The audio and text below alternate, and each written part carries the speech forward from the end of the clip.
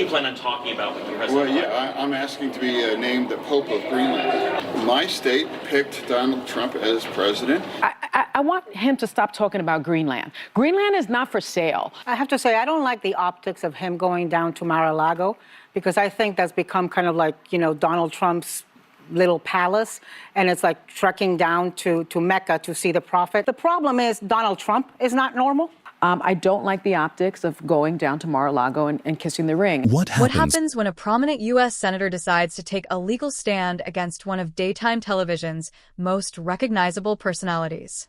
In a move that has sent shockwaves through both the political and media worlds, John Fetterman, the outspoken senator from Pennsylvania, has officially filed a lawsuit against The View host Sunny Hostin and the show's producers. The allegations? Defamation, misrepresentation, and a perceived attack on his reputation. But this isn't just about one comment or one episode. This lawsuit raises larger questions about media accountability, free speech, and the power of narratives in shaping public opinion. So, why did Fetterman take this drastic step? What exactly did Sunny Hostin say that triggered this legal battle? And how might this case influence the way we consume and interpret media moving forward? Buckle up.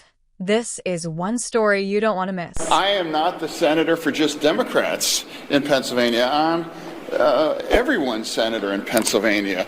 And so it's just having a conversation with the president. This drama began during a recent episode of The View, a show famous for its no-holds-barred discussions on politics, culture, and current events. Sunny Hostin, one of the show's most outspoken hosts, made a series of comments about Senator John Fetterman that immediately sparked controversy. Though the specifics of her remarks remain under wraps due to ongoing legal proceedings, sources suggest that Hostin questioned Fetterman's motives for a highly publicized visit to Mar-a-Lago, Donald Trump's Florida estate. Her comments reportedly implied that Fetterman was cozying up to the enemy or abandoning democratic values for personal gain.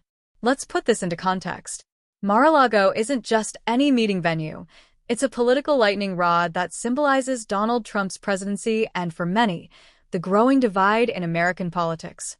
When Fetterman, a Democrat, chose to visit, it was bound to raise eyebrows. A Netflix documentary series about New York Jets quarterback Aaron Rodgers. He said he's heartbroken about friends and family cutting him off for his controversial political views and conspiracy theories. And a lot of Americans can relate to this, especially after this last election. So, do you think it happens everywhere?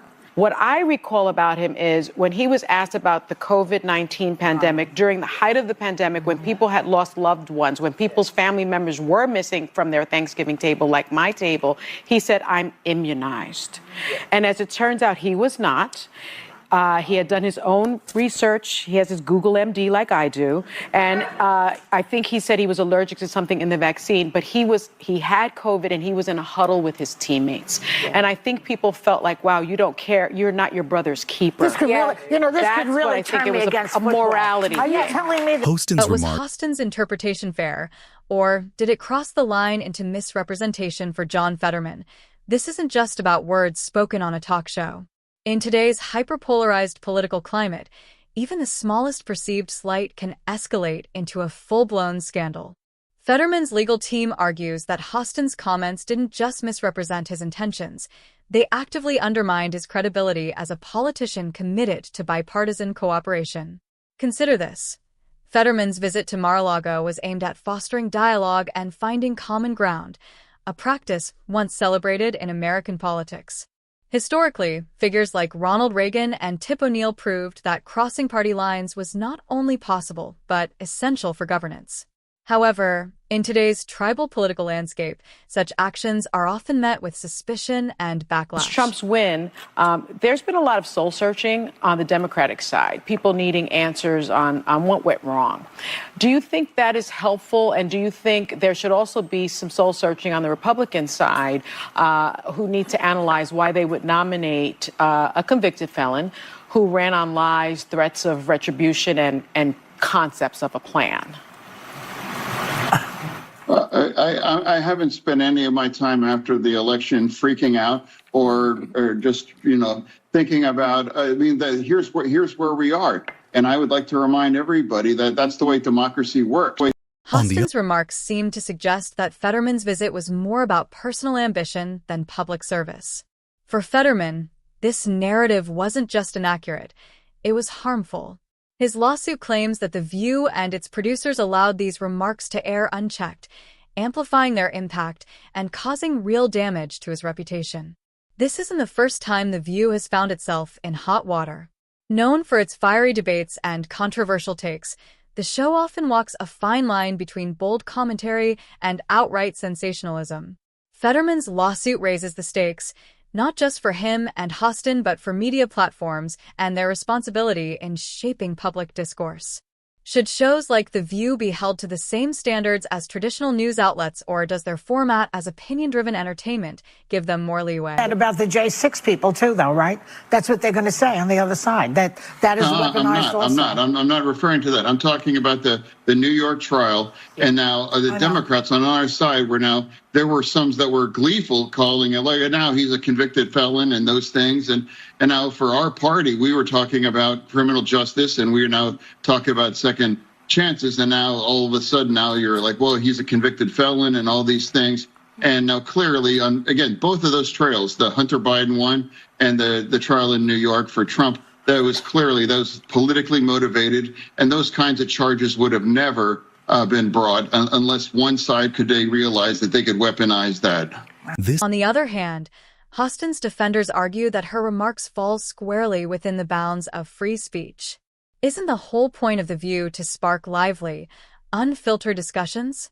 This clash between media accountability and freedom of expression highlights a broader tension in today's society.